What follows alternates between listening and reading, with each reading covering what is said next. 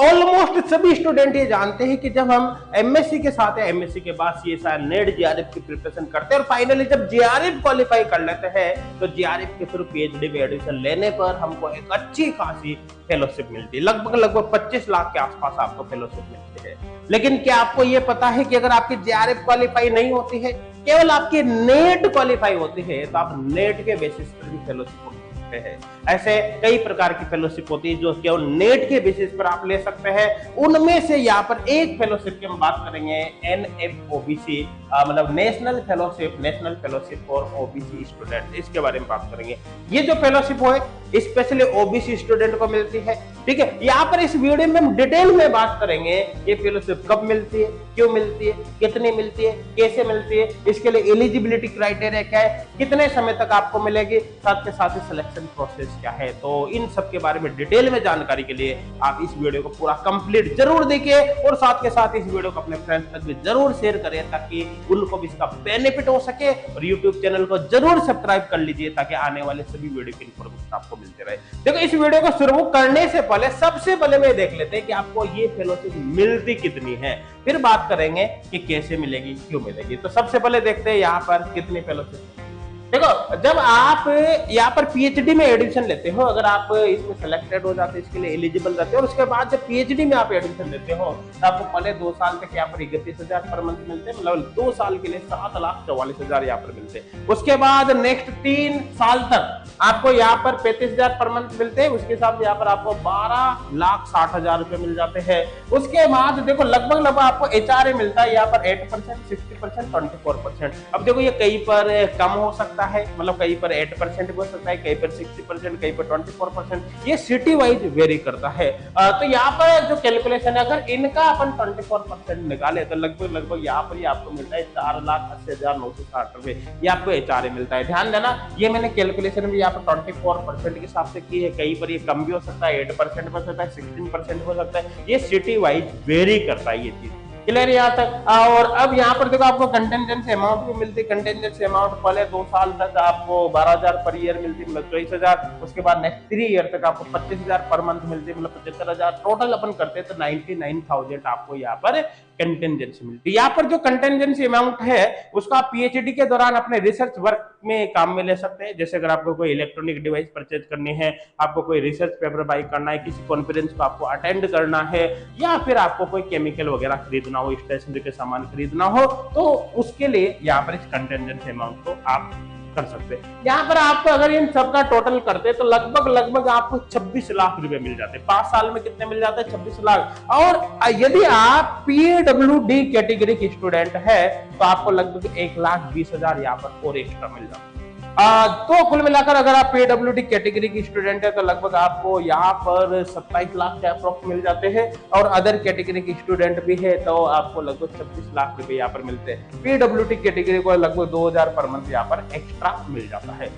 ये क्लियर हो गया होगा। जब कि अपन यही सेम कैलकुलेशन जब जेआरएफ के लिए देखते हैं, मतलब जो स्टूडेंट जेआरएफ क्वालिफाई करके फाइनली पीएचडी में एडमिशन लेते हैं तो उनको लगभग 25 लाख रुपए मिलते हैं। ध्यान देना, ये जो फेलोशिप है इसकी जो बात करें अपन एनएफओबीसी, ये उन स्टूडेंट के लिए जिनकी जेआरएफ क्वालिफाई नहीं हुई है, समझना, जिनकी जेआरएफ क्वालिफाई नहीं हुई, जिनकी केवल नेट क्वालिफाई हुई है, उनको मिल रहा है कितना? लगभग 26 लाख रुपए। और जिन स्टूडेंट की जेआरएफ क्वालिफाई हो गई उनको जेआरएफ के थ्रू मिल रहा है लगभग कितना? 25 लाख रुपए।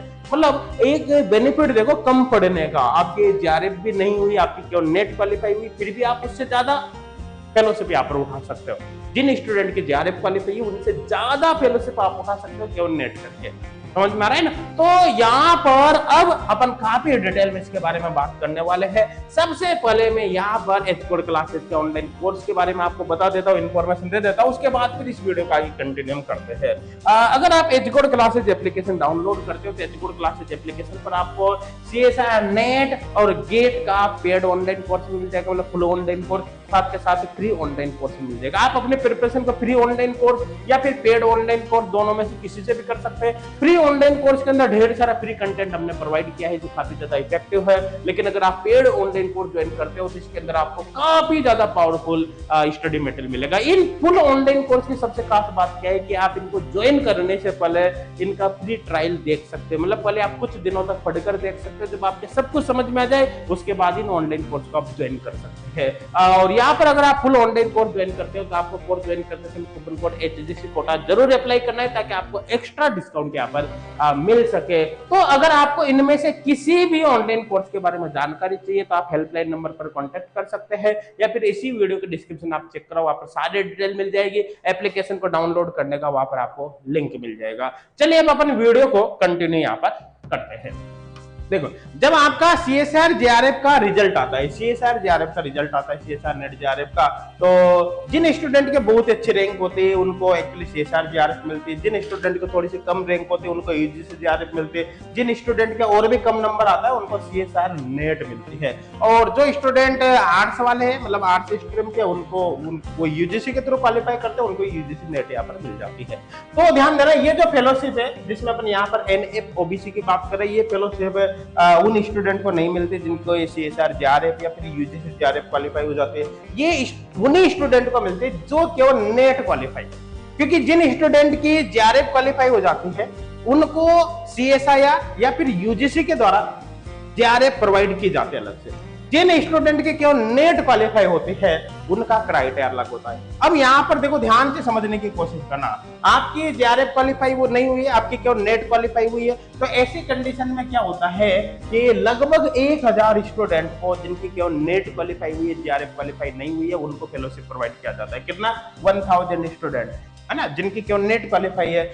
इनमें से 750 स्टूडेंट को UGC के द्वारा फेलोशिप प्रोवाइड की जाती है। कितनी फेलोशिप प्रोवाइड की जाती है वो मैंने आपको बता दिया। और लगभग 250 स्टूडेंट को CSIR के थ्रू फेलोशिप यहाँ पर प्रोवाइड की जाती है। ये आंकड़ा आपको अच्छे से समझ में यहाँ पर आ गया होगा। देखो ध्यान देना, यहाँ पर एक्चुअली करते क्या है, यहाँ पर देखो ये जून 2021 का आंकड़ा है। जून 2021 में अगर JRF की कट ऑफ की बात करें तो JRF की OBC की कट ऑफ गई थी 45.5%। ठीक है, इसी तरह से नेट की कट ऑफ की बात करें जून 2021 में तो नेट की OBC की कट ऑफ गई थी 40.95%। अब यहाँ पर आप एक बात समझने की कोशिश करना, जिन स्टूडेंट के इससे ज्यादा मार्क्स है उनके तो JRF क्वालिफाई होगी, जिनके इससे कम मार्क्स है उनके नेट भी क्वालिफाई नहीं। कुल मिलाकर इसके बीच की जो कैटेगरी है, इसके बीच के जो जिनके मार्क्स आए, ये फेलोशिप उनको मिलने के चांस होते हैं। अब यहाँ पर देखो ध्यान देना, इनकी अलग से लिस्ट जारी की जाती है। अब यहाँ पर 2 तरह के स्टूडेंट को फेलोशिप की जाती है। देखो, कुछ स्टूडेंट्स ऐसे होते हैं जो PhD में ऑलरेडी इनरोल हो चुके हैं। जिन स्टूडेंट ने PhD में पहले से इनरोलमेंट ले लिया है, एडमिशन ले लिया है, उनकी जो यहाँ पर कट ऑफ गई थी इस फेलोशिप के लिए, NF OBC के लिए, वो गई 41.25। और जिन स्टूडेंट ने PhD में एडमिशन नहीं लिया है उनकी जो यहाँ पर कट ऑफ गई थी वो गई थी 44.25%। तो कुल मिलाकर सीधा सीधा कॉन्सेप्ट है, ऐसे स्टूडेंट जो JRF क्वालिफाई होने से रुक गए, और मतलब कुल मिलाकर उनकी JRF होते होते रुक गई। कुल मिलाकर समझ में आ गया होगा कि वो नेट क्वालिफाई हुई है, मतलब एक तरह से जो नेट के टॉपर्स होते हैं उनको ये फेलोशिप दी जाती है। आई थिंक क्लियर हो गया होगा।